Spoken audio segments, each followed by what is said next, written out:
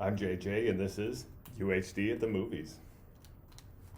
So, we are going to take a look at a library movie here, available right here at the UHD library. And the movie that I watched for y'all is Youth in Revolt. Now, Youth in Revolt stars Michael Cera, Ray Liotta, Zach Galifianakis, and Justin Long. The film deals with Nick, who lives with his mother and her revolving group of boyfriends.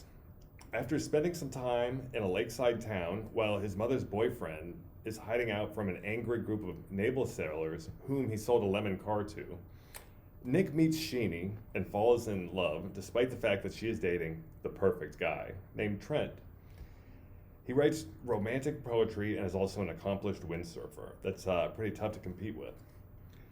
Nick goes back home only to have her mother get a new boyfriend, this time an angry, aggressive, and abusive police detective played by Ray Liotta. Zach Galifianakis' character has a fatal heart attack, and it was Ray Liotta's character who was tasked with delivering the horrible news to Nick's mother.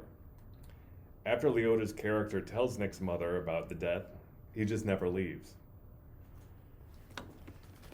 Now, I heard a pretty funny story researching a different film about Ray Liotta, the late great Ray Liotta, rest in peace.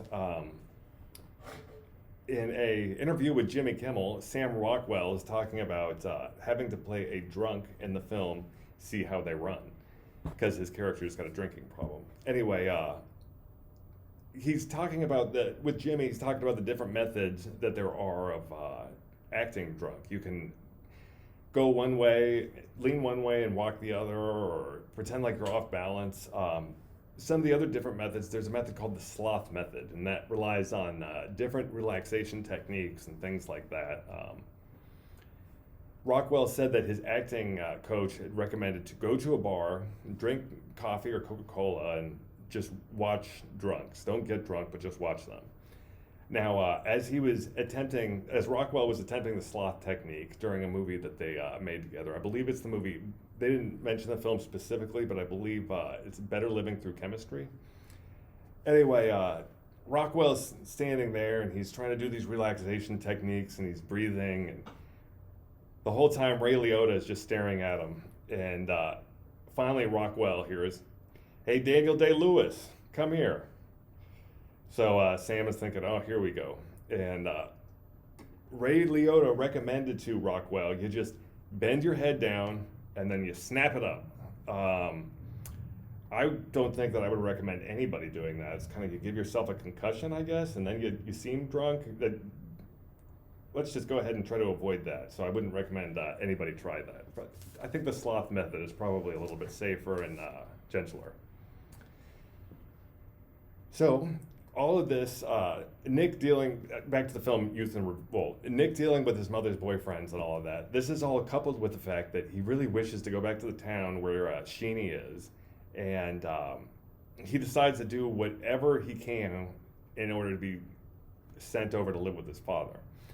This is where the movie title Youth in Revolt comes from. He's so unhappy, he starts behaving poorly at the hope that he will be sent to live with his father, who's closer to his love, Sheenie. He even makes up an alter ego named Francois, who appears in his subconscious. So as he's there, Francois appears, and it's like him, but as like the evil version of him. He's always smoking a cigarette and all of that. It's pretty funny. The film was a funny watch, and I would definitely recommend it to anyone as an enjoyable way to spend some time. It could even be argued that this film is actually a Thanksgiving movie due to the fact that the holiday does make an appearance in the film as well as pushing the plot forward.